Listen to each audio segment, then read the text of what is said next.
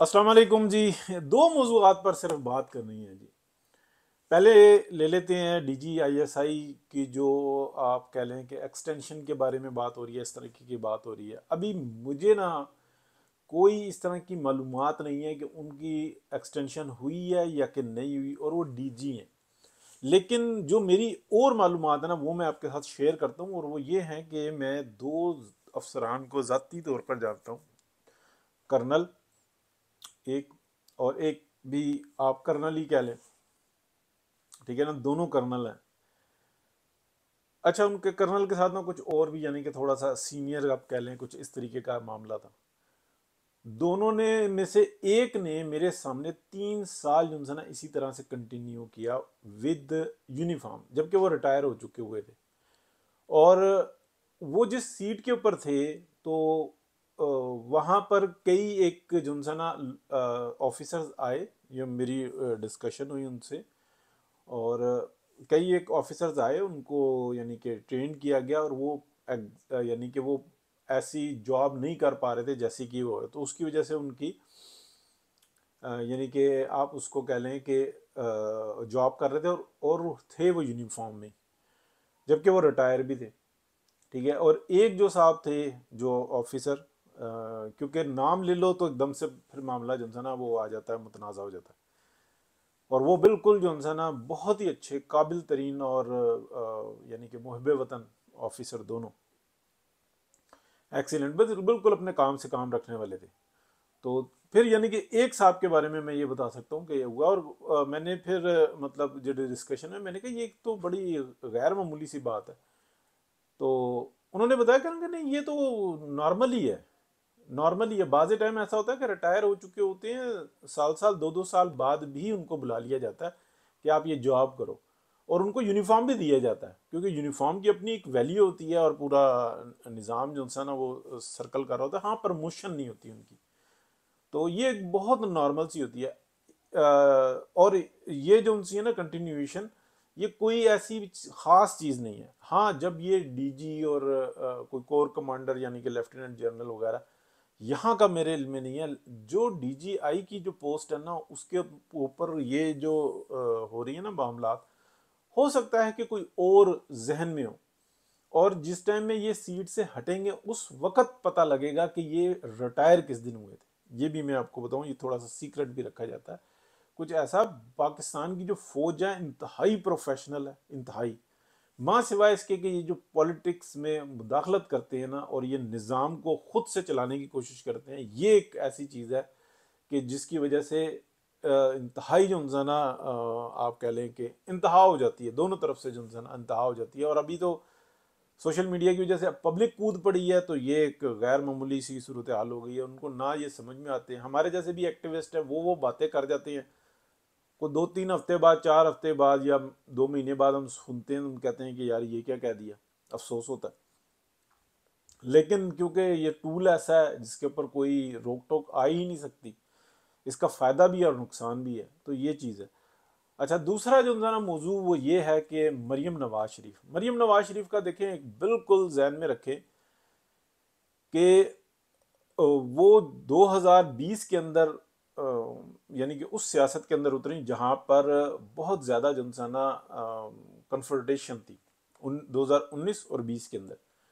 और PMLN को खूब दबाया गया था वहाँ पर। PMLN जो सा ना अपने आप को डिफेंड कर रही थी, यानी कि मियाँ नवाज शरीफ जेल में है, और उनकी तबीयत भी ख़राब है, और ऐसी सूरत हाल चल रही है। और मरीम नवाज शरीफ जो उनसे दिन कोट लखपत जाया करती थी मुलाकात के लिए। इस दौरान में वो अपनी एक्टिविटीज़ स्टार्ट कर रही थी, कभी खामोश हो जाती थी, कभी बोलती थी।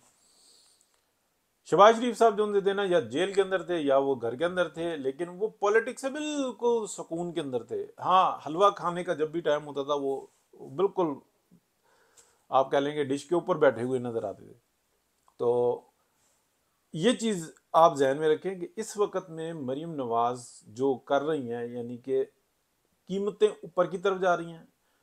हर जो क्या कहते हैं सहाफ़ी है, उसका मेन टारगेट इस वक्त में यह है कि मरीम नवाज को किस तरीके से क्रिटिसाइज किया जाए, एक तरफ से नहीं, तकरीबन आप कह लें कि मोर देन 70% साइड से वो ये हो रहा है कि मरीम नवाज को क्रिटिसाइज करो, हर जो बुराई है ना उसका जिम्मा मरीम नवाज की तरफ करो, हर जो किया हुआ काम है उसका जिम्मेदार जो उनसे ना PMLN की जो ऑर्गेनाइजर है मरीम नवाज शरीफ, उनको मियां मोहम्मद नवाज शरीफ को ठहराया जाए। जबकि हम सब जानते हैं कि PDM की जो जो एक कोलिशन बना था वो बना था पाकिस्तान को रेस्क्यू करने के लिए, और पाकिस्तान को रेस्क्यू किया। अब उसके अंदर क्योंकि हलवा खाने के लिए जो जमात थी उसका नाम था पीपल्स पार्टी, जो तकलीफ सहने, इल्ज़ामात बर्दाश्त करने और हर किस्म का तनाज़ा अपने ऊपर लेने के लिए थी, और पूरी अहलियत के साथ थी। शहबाज शरीफ साहब की पूरी अहलियत इसमें शामिल है कि हर गुनाह का जिम्मेदार मैं हूँगा और बेशर्मी के साथ हूँगा, इससे ज़्यादा मैं हल्के अल्फाज नहीं बोल सकता। तो वो उन्होंने किया भी और हुआ भी। इसका मतलब ये नहीं है कि PMLN इसकी कसूरवार है ना। PMLN के जितने लोग थे इस PDM की हुकूमत के अंदर, तमाम की कारकर्दगी आप देखें, उन्होंने हर तरह से पाकिस्तान को रेस्क्यू करने की कोशिश की। जिस हद तक इख्तियारात थे उनका इस्तेमाल आहिस्ता आहिस्ता बढ़ाया।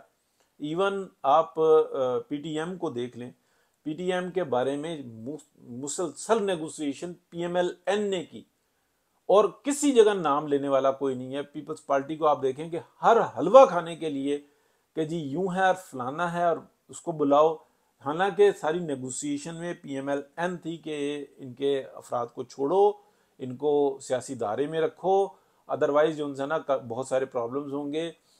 फिर अगर हम देखते हैं कि मज़ीद जो उनसे ना जो रिलैक्सेस दिलवाए हैं वो PMLN ने दिलवाए। जहाँ तक बात रही कि ये जो महंगाई की जो सूरत हाल है उसको कंट्रोल नहीं कर पा रहे, इसका कतई तौर पे कसूरवार या मामला या इसके अंदर मरीम नवाज शरीफ का कोई लेना देना ही नहीं। मरीम नवाज शरीफ PDM की हुकूमत के बाद हमें बैकफुट पे नजर आती हैं और उनको जो जिम्मेदारी दी गई उसको वो बेहतरीन तरीके से निभा रही हैं। हाँ, बदकिस्मती ये है इस मुल्क के अंदर मुनाफकत जो सी है ना बशमूल PMLN वो टिका के पाई जाती है। मरीम नवाज शरीफ क्या कर रही है इस वक्त में, कोई आपको PMLN के अंदर से नजर आ रहा है? शहबाज शरीफ साहब जा रहे हैं, शहबाज शरीफ साहब आ रहे हैं, मियां नवाज शरीफ वापस आ रहे हैं, मियां नवाज शरीफ जनाब तैयारी कर रहे हैं, फलाना पहुंच गया, फलाना आ गया। क्या PMLN के पास कोई ऐसा मैकेनिज्म है कि वो ये देखे कि PMLN का फ्यूचर क्या है? क्या हमें बहुत सारी जगहों पे बहुत सारी गलत चीजें नहीं नजर आती? मॉडल टाउन के हिसाब से जो उनसे ना जो इतलात हमें इस वक्त में फीड की गई, यानी कि आम आवाम की मैं बात कर रहा हूँ, PMLN को तो फीड की गई। PMLN तो ऐसी सिरप पीने वाली जमात है कि आराम से सिरप पी के और उसके बाद वो नशे में आ जाती है और वो वही सरूर जो उनसे ना कि जी वो जो मॉडल टाउन में ऐसा हो रहा है, ऐसा हो रहा है, ऐसा हो रहा है। आपको हर जगह पे नजर आएगा कि अंदर से बाहर तक अगर किसी की ऑर्गेनाइज मुखालफत नजर आती है ना किसी शख्सियत की, उसका नाम है मरीम नवाज शरीफ। आप बड़े बड़े सहाफ़ी देख लें, वो जो है ना हर इल्ज़ाम जो है ना मरीम नवाज शरीफ पे, यानी कि वो कहते हैं PDM की हुकूमत नहीं, PTI की भी जो सारी जो कमियां कोताहियां और जो तकलीफ़ें दी हुई हैं ना इस पाकिस्तान को, उसकी भी जो कसूरवार है वो मरीम नवाज शरीफ है। तो बहरहाल मैं ये समझ रहा हूँ कि उनका जो फ़र्ज़ है वो बेहतरीन तरीके से निभा रही हैं, जो भाग दौड़ कर रही हैं वो बेहतरीन कर रही हैं, जिस तरीके से पार्टी को ऑर्गेनाइज करना चाहिए वो ऑर्गेनाइज कर रही हैं, और जिस टाइम में पार्टी का वक्त आएगा कि मैदान में उतरे तो वो मैदान में भी उतरेगी। और अगर बड़े मुनासिब तरीके से, जब तक काफ़ी बड़ी कन्फर्मेशन, हालांकि अभी तक 100% नहीं है लेकिन 70-80% आप कह लें कि उनके पास तस्दीक नहीं आ गई, तो तब तक वो आप देखें कि जिम्मेदारी के साथ मियां नवाज शरीफ को वेलकम करने की बात भी नहीं की। अभी तक जो इंसान कोई सूरत हाल नज़र आ रही। और मैं ये एक बात करके बात ख़त्म करता हूँ कि अगर मरीम नवाज शरीफ को अपनी ऑर्गेनाइजेशन से हटा दिया जाए तो पीछे PMLN कोई झाड़ू देता भी नज़र आ रहा है। हर चीज़ की जिम्मेदारी PMLN के ऊपर अपना मरीम नवाज शरीफ पे डाल के, और फिर जो है ना तनकीद करने के लिए और बात करने के लिए जो है ना बहुत सारे लोग मौजूद होते हैं, सब नहीं कुछ लोग, यानी कि वो भी बहुत बड़ी तादाद है, वो मौजूद होते हैं कि जी ऐसा कर लेती तो वैसा कर लेती, और मैं तो जो इंसान आराम से बैठा रहा, मैं तो तनकीद करने के लिए मौजूद हूँ। तो ये बड़ी तकलीफ़ की बात है। बहरहाल ये थे जी 2 मौजूआत। बहुत शुक्रिया, इजाज़त दें।